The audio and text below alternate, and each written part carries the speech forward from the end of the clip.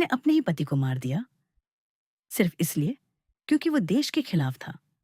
अब सोचो, अगर तुम उसकी जगह होते तो क्या करते? यही है नीरा आर्या की कहानी, एक ऐसी महिला जिसे इतिहास ने लगभग भुला दिया। नीरा आर्या आजाद हिंद फौज की एक गुप्त जासूस थी, जो बाहर से एक साधारण भारतीय महिला दिखती थी, लेकिन अंदर से देश के लिए काम करने वाली एक प्रशिक्षित और बेहद साहसी एजेंट थी। उनकी शादी एक ब्रिटिश अधिकारी से हुई थी और उसी पल से उनकी जिंदगी दो हिस्सों में बंट गई। एक हिस्सा देश के लिए जीने वाला और दूसरा उसी देश के खिलाफ खड़ा हुआ।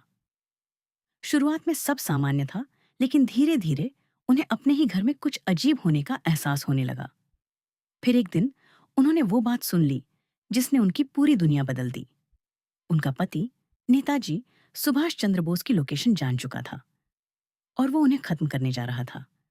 उस पल नीरा के सामने सिर्फ दो रास्ते थे, या तो वो चुप रहती और इतिहास बदल जाता, या फिर वो एक ऐसा फैसला लेती जो उनकी अपनी जिंदगी को हमेशा के लिए बदल देता।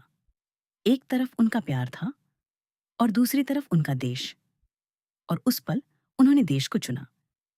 जैसे ही उनका पति दरवाजे की ओर बढ़ा, नीरा ने उसे रोका। कुछ सेकंड के लिए दोनों की आंखें एक दूसरे से मिली और फिर बिना किसी हिचकिचाहट के उन्होंने चाकू उठाया और अपने ही पति को मार दिया। उस एक फैसले ने शायद देश को बचा लिया, लेकिन उनकी अपनी जिंदगी पूरी तरह बदल गई। ब्रिटिश सरकार ने उन्हें गिरफ्तार कर लिया और अंडमान के सेल्यूलर जेल भेज दिया, जहां सिर्फ सजा नहीं मिलती थी, वहां इंसान को तोड़ दिया जाता था। उनसे बार बार पूछा गया, नाम बताओ, कौन कौन शामिल है? लेकिन नीरा आर्या ने एक शब्द भी नहीं कहा। दिन बीतते गए, यातनाएं बढ़ती गईं, लेकिन उनका हौसला नहीं टूटा और उन्होंने अपने साथियों का नाम नहीं बताया। समय बीता और देश आजाद हो गया।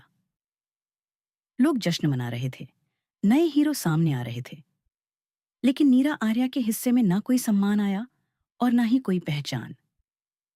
वो सड़कों पर फूल बेचकर अपना जीवन गुजार रही थी, एक ऐसी महिला के रूप में जिसने देश के लिए अपना सब कुछ खो दिया था। और शायद यही सच्चाई है, कुछ लोग इतिहास में अमर हो जाते हैं और कुछ इतिहास के पन्नों में खो जाते हैं।